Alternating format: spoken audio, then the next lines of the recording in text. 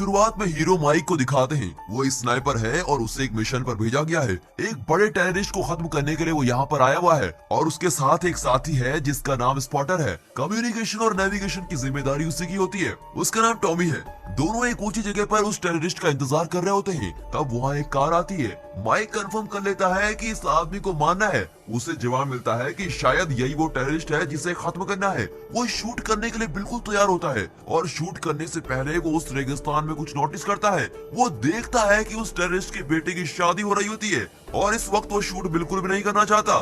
Tommy उसे shoot करने को कहता है पर माइक शूट नहीं करना चाहता। वो कहता है उस आदमी के बेटे की शादी चल रही है, इस वक्त मैं गोली नहीं चला सकता। उसके बाद सुनकर टॉमी कहता है उससे हमारा क्या लेना देना, पहले शूट तो करो। माइक फिर एम करता है पर अब दूल्हा दुल्हन बीच में आ जाते हैं।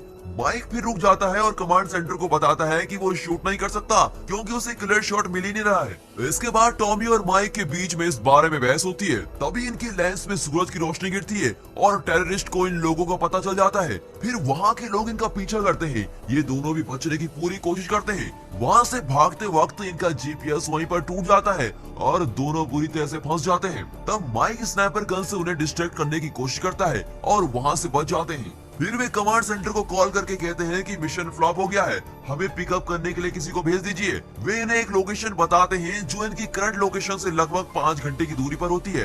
कट करके दोनों उस लोकेशन की ओर चल रहे होते हैं और दोनों मजे से बातें करते हुए आराम से चलते हैं। अपने स्नाइपर से वे हर तरफ देखते हुए चल रहे होते हैं। तभी 2 लोग नजर आते हैं। टॉमी पूछता है कि ये दोनों क्या कर रहे हैं। माइक बताता है कि वे शायद गड्ढा खोद रहे हैं। दोनों बातें करते हुए चल रहे होते हैं। उनके पास पानी भी नहीं होता और धूप बहुत ही तेज होती है। टॉमी नॉन स्टॉप बातें करता है और माइक उसे किसी तरह मैनेज कर रहा होता है। अब कट करके दूर एक लोहे का बोर्ड दिखाते हैं जिस पर डेंजर सिंबल बना हुआ है। वो हवा में उधर इनकी तरफ आता है। माइक बताता है कि ये सिंबल इस बात की निशानी है कि इस जगह पे लैंड माइन्स बहुत सारे हैं और टॉमी हंसते हुए कहता है बेकार में डरो मत यार। माइक कहता है नहीं नहीं, विकिपीडिया में पढ़ा है कि इस रेगिस्तान में 33 मिलियन लैंड माइन रखे हुए हैं। अब टॉमी उसका मजाक उड़ाता है कि तुम तो विकिपीडिया में पढ़े रहते हो, ऐसा कुछ नहीं होगा, जो होगा देखा जाएगा, अब चलो भी। फिर टॉमी को प्यास लगती है और वो पानी या बियर मांगता रहता है। माइक अपना पानी उसे देता है। तभी वो नीचे पड़े एक टॉय सोल्जर को देखता है। टॉमी अब आराम से पानी पीकर उछलता हुआ चला जा रहा होता है। माइक कहता है अरे धीरे धीरे चलो, मुझे डर लग रहा है। टॉमी उसकी नहीं सुनता और मजे से चल रहा होता है। तभी वो गलती से एक लैंडमाइन पर पांव रख देता है और वो फट जाता है। इतने में माइक भी एक लैंडमाइन पर पांव रख चुका होता है। अब टॉमी को दिखाते हैं जिसकी दोनों टांगे शरीर से अलग हो गई होती है। उसका बैग एक और गिर जाता है और वो दर्द के मारे चिल्ला रहा होता है। अब माइक ने भी माइन पर पैर रख दिया होता है और उसे समझ नहीं आता कि आगे करें क्या। वो कहता है देखो मैं भी लैंड माइन पर खड़ा हूँ, तुम चिल्लाओ मत, थोड़ी देर चुप रहो, तुम एक सोल्जर हो यार। पर टॉमी को बहुत दर्द होता है। जब दोनों टांगे कट गई हो तो कोई चुप कैसे रह सकता है। वो चीख रहा होता है। माइक कहता है अपने मेडिकल किट से मॉर्फिन निकालो और खुद पर लगा लो, उससे दर्द कम हो जाएगा। टॉमी के बैग में ही रेडियो था और बैग कुछ दूर पर गिरा होता है। माइक कहता है कि उस बैग तक पहुंचने की पूरी कोशिश करो। टॉमी इंजेक्शन लगा लेता है और रोते हुए कहता है मैं अपने बेटे से मिलना चाहता हूँ। अब माइक कहता है मैं तुम्हें मरने नहीं दूंगा, तुम कुछ देर खामोश रहो, हम यहाँ से जरूर बच निकलेंगे। टॉमी से दर्द सहा नहीं जाता और अपनी गन निकाल कर खुद पर गोली चला लेता है। अब माइक चिल्लाने लगता है। उसकी कुछ भी समझ में नहीं आता कि वो करे तो करे क्या। वो बुरी तरह से फंस चुका होता है। अब तो वो अपना पैर जरा सा भी नहीं हटा सकता। चाकू से चेक करने पर उसे यकीन हो जाता है कि उसके पैर के नीचे माइन ही है। इतने में दूर एक आदमी को दिखाते हैं पर वो माइक की तरफ नहीं आता। अब माइक सोचने लगता है कि उसके पास जो चीजें हैं उसकी मदद से वो कैसे बच सकता है। रेडियो वाला बैग भी कुछ दूर पे पड़ा होता है। माइक सोचने लगता है कि उसे कैसे निकाला जाए। फिर वो अपने एक शू का लेस निकालता है और दूसरा पैर माइन पर ही रखा होता है। वो किसी तरह उस शू से भी लेस निकाल लेता है और अपने वेपन से उस बैग को खींचने की बहुत कोशिश करता है। कई बार फेल होने के बाद उसकी कुल्हाड़ी उस बैग पर आ गिरती है और उससे वो बैग को पास खींचता है। वो रेडियो ऑन करता है पर वो ऑन ही नहीं होता क्योंकि उसमें बैटरी तो थी ही नहीं और बैटरी टॉमी के पॉकेट में होती है। माइक उतनी दूर तो पहुंच नहीं सकता और फिर सोचने लगता है कि करूं क्या। वो बैग की चीजें चेक करता है और उसमें पावर बैंक जैसा एक सोलर चार्जर होता है। उसकी मदद से वो चार्ज करता है। इस तरह अपना एक पैर बिना हिलाए बड़े ही सब्र के साथ वो काम को कर रहा होता है। अपने पास रखी चीजों को रखकर वो बचने का प्लान बना रहा होता है और सोचता है कि किसी तरह रेडियो ऑन हो जाए तो मैं कमांड सेंटर को कॉल करूं। फिर वो रेडियो ऑन हो जाता है और वो कमांड सेंटर को कॉल करता है। वो बताता है कि मेरा साथी मर चुका है और मैं यहीं पर फंस गया हूँ, मुझे मदद की जरूरत है। इस तरह वो सिचुएशन बता रहा होता है, पर वे पहले यही पूछते हैं कि मिशन का क्या हुआ। माइक कहता है मिशन फेल हो गया है, पहले मुझे बचाओ। फिर वे उससे लोकेशन पूछते हैं। अब माइक कहता है मेरा जीपीएस नहीं है, वो टूट गया है। हम लगभग 3 घंटे पैदल चले थे और 2 घंटे पैदल चलने की दूरी पर वो गाँव पड़ता है। तब कमांडर एक सच कहता है कि तुम्हें बचाने के लिए मैं किसी को नहीं भेज सकता क्योंकि यहाँ पर कोई है ही नहीं, पर तुम्हारी लोकेशन के पास ही एक गोरिल्ला स्क्वाड है जो एक मिशन के लिए वहाँ पर गई है। अपना मिशन पूरा करके वे उसी रास्ते से लौटने वाले हैं, पर उन्हें तुम तक पहुँचने में 52 घंटे लग जाएंगे, मतलब 2 दिन से भी ज्यादा लगेंगे। क्या तुम तब तक मैनेज कर पाओगे? माइक गुस्से में कहता है क्या बकवास कर रहे हो आप? मैं यहाँ लैंडमाइन पर पैर रखकर खड़ा हूँ और आप इसे सीरियसली नहीं ले रहे हैं। वो कहता है कि और कोई रास्ता नहीं है, वहाँ सैंडस्टॉर्म्स बहुत आते हैं। एक्चुअली वहाँ के लैंडमाइंस बहुत ही पुराने हैं, इसलिए लगभग 4% लैंडमाइन काम नहीं करने वाले। अगर तुम्हारी किस्मत अच्छी है तो तुम शायद बच जाओगे। ऐसा कहकर कमांडर उसे एडवाइस करता है कि तुम शोमैन मैनवर टेक्निक यूज करो। इस टेक्निक के मुताबिक अगर माइक ने लैंडमाइन पर पैर रखा है तो उसे धीरे से अपना शूलेस निकाल देना चाहिए, फिर उस शूज से नीचे की ओर प्रेशर देना है और किसी कील को ठोक देना है। उसके बाद पैर निकालने पर 2 से 5 सेकंड का टाइम मिलता है। इसे शूमैन मैनवर टेक्निक कहते हैं। ये सब सुनकर माइक चिढ़ जाता है। कमांडर फिर से कंटिन्यू करता है कि जब हमारे स्क्वाड के लोग वहाँ पर आएंगे तो तुम सिग्नल देने के लिए बिल्कुल तैयार रहना। तुम्हारे पास जीपीएस भी नहीं है, इसलिए सिग्नल देने का कोई तरीका जरूर ढूंढ निकालो। इतना कहकर अब कमांडर कॉल कट कर देता है। माइक को और भी गुस्सा आ जाता है और वो अपनी वॉच में 52 घंटे सेट करने लगता है। फिर वो कड़ी धूप में खड़ा रहता है। उसके पास थोड़ा खाना होता है जिसे वो थोड़ा थोड़ा करके खाता है और थोड़ा पानी पीता है। वो और कर भी क्या सकता था, अगर पैर हिलाया तो वो भी दुनिया से हिल जाएगा। अब वहाँ एक ड्रामनी बात होती है। कैमरा घुमाकर हमें दिखाते हैं कि वहाँ सैंडस्टॉर्म आ रहा होता है। ये देखकर तो माइक का खून सूख जाता है, वो एकदम बेबस हो जाता है, लेकिन वो फिर भी अपने बचाव के लिए कुछ करना चाहता है। अपनी सारी चीजें बैग में रखकर उसे अलग रख देता है और अपना मुंह भी कवर कर लेता है। अपनी गन को जमीन पर गाड़ कर वो खड़ा हो जाता है ताकि जोर से आ रहे सैंडस्टॉर्म में वो डट कर खड़ा रहे। वो तूफान अब जरा ऊपर से गुजर रहा होता है। अब उसके पैरों को दिखाते हैं तो तूफान उसके पैरों पर खूब प्रेशर डाल रहा होता है। वो बैलेंस भी नहीं कर पाता, वो किसी तरह बड़ी मुश्किल से मैनेज कर पाता है और तूफान फिर वहाँ से गुजर जाता है। अब वो अपने मुंह से कपड़ा हटाता है और देखता है कि टॉमी की लाश उसके पैर के पास पड़ी है। उसके पॉकेट से माइक बैटरी निकालता है। थैंक गॉड बैटरी मिल गई, पर अब रेडियो वाला बैग थोड़ा दूर चला गया होता है। उससे में वो हंसने लगता है, एक मिला तो दूसरा गया। इस तरह वो 10 घंटे बिताता है। अब उसका पानी भी खत्म हो चुका होता है और वो डिहाइड्रेट होने लगता है। लगभग वो बेहोशी हो जाता है। अपना अंत सामने देखकर वो गन निकालता है और अपने सर पे पॉइंट करता है, पर वो मरना नहीं चाहता और ऊपर की ओर गोली चलाता है। वो हेल्प हेल्प करके बहुत देर चिल्लाने लगता है। कुछ देर बाद एक ब्लैक अफ्रीकन को दिखाते हैं जो रेत पर टेढ़ा मेढ़ा चल रहा होता है। एक्चुअली वो जानता है कि कहां कहां पर माइंस गड़े हुए हैं। माइक उसे गन दिखाकर कहता है तो तुम ही ने ये सब सेट किया है, चुपचाप आकर मुझे बचाओ।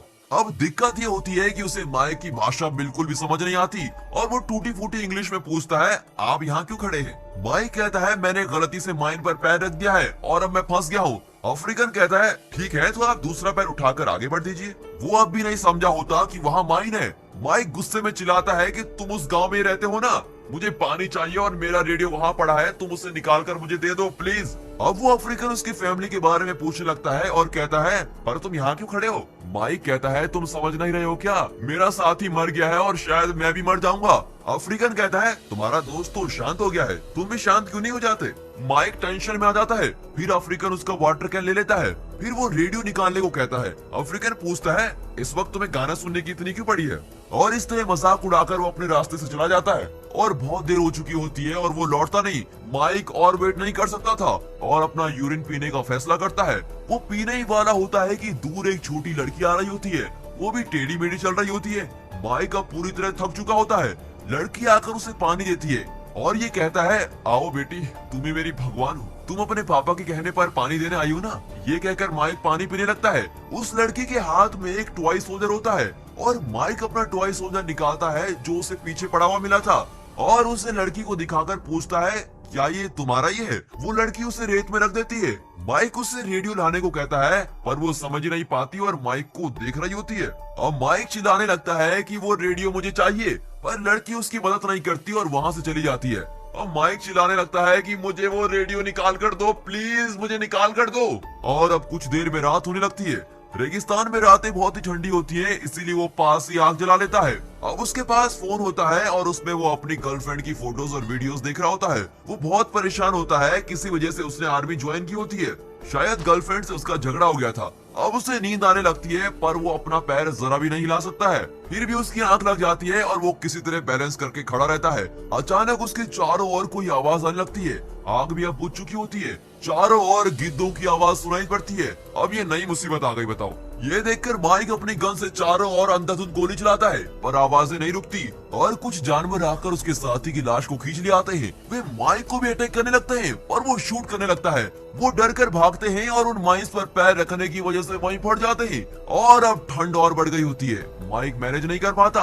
अब धीरे धीरे सूरज निकलता है। माइक को थोड़ा रिलैक्स फील होता है। चलो, थोड़ा एक रात तो गुजर गई। आधी बेहोशी में वो देखता है कि वो अफ्रीकन फिर से आ गया और उसे देखकर हंस रहा होता है। माइक पूछता है, तुम्हारी प्रॉब्लम क्या है? इसने मेरा मजाक क्यों उड़ा रहे हो? अफ्रीकन कहता है, तुमने वहाँ पर पैर क्यों रखा है? माइक फिर से उसे कारण बताता है। अब अफ्रीकन पूछता है, तुम यहाँ आए क्यों हो? माइक अपने मिशन के बारे में उसको सब कुछ बता देता है। फिर वो आदमी उस मिशन के बारे में सवाल करने लगता है। अब माइक उसकी बातों से बिल्कुल परेशान हो जाता है। फिर वो आदमी पूछता है, तुम ये सब कर क्यों रहे हो? माइक अब पूरी तरह टेंशन में चिल्लाता है कि मेरे जिंदा रहने की कोई वजह नहीं है, इसलिए मैंने मरने के लिए नौकरी चुनी है। पर तुम जानते हो ना यहाँ माइन कहाँ कहाँ रखे हुए हैं और इसीलिए तुम टेढ़े मेढ़े चल रहे हो, राइट? अफ्रीकन बताता है कि मैं ऐसा कुछ नहीं जानता, पर अगर मैं सीधा चलूँ तो माइन पर जरूर पैर रख दूंगा। टेढ़ा मेढ़े चलने से माइन पर पैर रखने के चांसेस कम होते हैं, इसलिए मैं ऐसा करता हूँ। तुम भी अपना पैर उठाकर तो देखो। गुस्से में माइक चिल्लाता है और उसे रेडियो निकालने को कहता है। वो आदमी रेडियो निकाल कर देने वाला होता है, पर फिर खुद रख लेता है और उसे चिढ़ाता रहता है। तुम अपनी लाइफ में इतना फाइट मत करो यार, जिंदगी को अपने तरीके से बहने दो। तुम उससे लड़कर उसका बहाव बदलने की कोशिश मत करो। जितना भी लड़ो, लाइफ तो अपने तरीके से ही चलेगी, कुछ भी नहीं बदलने वाला। ऐसा कहकर वो रेडियो उसे दे देता है और चला जाता है। माइक रेडियो कनेक्ट करने की कोशिश करता है, पर वो कनेक्ट नहीं होता। अब वो बहुत थक गया होता है। उसके पैर के घाव भी बुरी हालत में होते हैं। सारा दिन खड़े रहने की वजह से उसे बहुत थकान भी हो गई होती है और अपने शरीर से वो सब कुछ उतारने लगता है। तेज धूप में उसका सर भी जैसे फट रहा होता है। अब उसे इल्यूजन होने लगता है कि जैसे कई सारी आवाजें आ रही हो और उसे बहुत सारी आवाजें सुनाई देती हैं। इतना ही नहीं, उसे लगता है कि मरा हुआ टॉमी उठकर उससे बातें कर रहा है, लेकिन ये सब तो उसका भ्रम होता है। पर उसे लगता है कि टॉमी उसे वहाँ से बचाने और जिंदा रहने के लिए एनकरेज कर रहा है। रात को फिर से गीदड़ उस पर अटैक करने लगते हैं। तब उसे लगता है कि टॉमी उसे शोमैन मैनुअल ट्राई करने की सलाह दे रहा है। माइक वो टेक्निक ट्राई कर रहा होता है, पर गीदड़ उसे चारों ओर से काट रहे होते हैं। फिर भी वो उस टेक्निक के द्वारा अपना पैर निकालता है और तभी माइन फट जाता है और ब्लास्ट में वो अपना पैर खो देता है। तभी झट से उसकी आंखें खुलती है और पता चलता है कि ये सब तो एक सपना है। एक्चुअली वो सो गया था, तभी उसके पैर को गिदड़ों ने काटा था। पर इतने में उसकी नींद खुल गई होती है और वो देखता है कि उसका पैर तो ठीक ठाक है और उसने माइन पर अभी भी पैर रखा हुआ है। माइक की पर्सनल लाइफ में कुछ दर्दनाक बातें भी होती है और इसीलिए उसने आर्मी ज्वाइन की होती है और इसीलिए उसे कई सारे इल्यूजन आने लगते हैं। उसे लगता है कि ये गीदड़ नहीं बल्कि उसकी पर्सनल लाइफ की प्रॉब्लम्स हैं जो उसे खाई जा रही हैं। अब कट करके दिखाते हैं कि उसके हाथ में चाकू है जिस पर खून लगा हुआ है। उसने कुछ गिदड़ों को चाकू से मार दिया होता है। उन जानवरों ने उसके शरीर को लगभग हर जगह से काट दिया होता है और उसके मुंह से भी खून निकल रहा होता है। तभी वायरलेस में कॉल आता है कि हमने तुम्हें बचाने के लिए अपना स्क्वाड भेज दिया है, पर वे 14 घंटे में वहां पहुंचेंगे। पहले से अब और ज्यादा वक्त लगेगा। अब ये सुनकर तो उसकी सारी उम्मीदें टूट चुकी थी, पर तभी उसका कमांडर कहता है कि इस मुश्किल घड़ी में तुमसे कोई बात करना चाहता है। और तब वायरलेस में उसकी गर्लफ्रेंड उससे बात करती है। माइक अब बच्चों की तरह रोने लगता है और कहता है, मैंने जिंदगी में कई गलत फैसले लिए हैं और उन्हीं के कारण मैं तुम्हें भी आज खो चुका हूँ। यहाँ बहुत सेंटिमेंटल तरीके से दिखाया गया है कि मरने की हालत में आर्मी ऑफिसर का क्या माइंडसेट होता है। माइक रोते हुए कहता है, मैं मरने वाला हूँ, मुझे माफ कर देना। तब उसे गर्लफ्रेंड का इल्यूजन होता है और वो बेहोश होने लगता है। अब कुछ नहीं किया जा सकता, वो बेहोश हो चुका होता है और हमें दिखाते हैं कि उसका पैर माइक के ऊपर से हटने वाला है। उसी वक्त वो अफ्रीकन उसे बचाने आता है और अपना पैर माइन पर रखता है। फिर वो माइक को संभालता है और उसे उठने को कहता है। माइक से तो उठा नहीं जाता। फिर वो आदमी माइक के घाव पर कोई दवा लगाता है। माइक उससे कहता है, तुम्हारी बेटी ने मुझे पानी दिया था। वो कहता है, मेरी बेटी? और इस सवाल के साथ ही वो आदमी अपनी कहानी सुनाता है। मैं और मेरी बेटी यहाँ के लैंड माइंस चुरा कर बेचते थे, पर एक बार लैंड माइंस निकलते वक्त फट गया और मेरी बेटी उस हादसे में मर गई। उसी ब्लास्ट में मेरा एक पैर भी चला गया था। फिर वो दिखाता है कि उसका एक पैर लकड़ी का है। उस हादसे के बाद मुझे लगा मेरी जिंदगी खत्म हो चुकी है और उसके बाद मेरे 3 बच्चे हुए। यही है जिंदगी, इसमें कई अड़चने आएंगी पर हमें उन सबको पार करके आगे निकलना होगा। और 8 साल पहले मेरी बेटी मर गई थी। उसकी बेटी के बारे में सुनते ही माइक देखता है कि उस आदमी के हाथ में वही टॉय सोल्जर होता है जो माइक ने उस लड़की को दिया था। हकीकत में उस आदमी ने ही माइक को पानी दिया था और माइक के इल्यूजन के कारण उसे वो बेटी दिखती है। अफ्रीकन कहता है तुमने जिंदगी में बहुत कुछ खोया है, भविष्य की चिंता के कारण तुमने कई सारी चीजें खो दी हैं और फ्यूचर चाहे जैसा भी हो तुम्हें आज जीना है और आगे बढ़ते जाना है। और ये कहकर वो चला जाता है। लेकिन माइक के इल्यूजन में वो लड़की भी उसी के साथ दिखती है। अब माइक और भी थक गया होता है और फिर एक बार टॉमी इल्यूजन के रूप में आता है और कहता है वो देखो हमारे आदमी ढूंढते हुए आ गए हैं।